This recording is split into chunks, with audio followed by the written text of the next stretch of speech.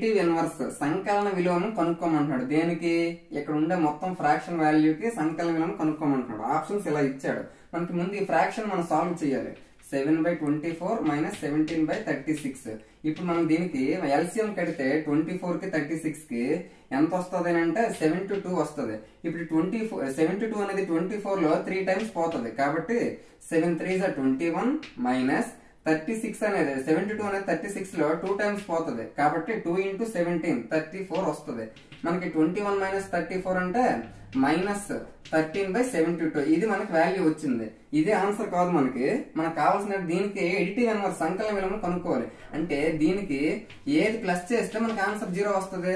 Minus 13/72 కి plus 13/72 plus చేస్తే ఆ రెండు క్యాన్సిల్ 0 వస్తుంది. అంటే సంకలనం ఏమంటే 0 రావాలి మనకి. అంటే ఆన్సర్ ప్లస్ 13/72 అవుతుంది. Option 3 is the correct answer. Thank you.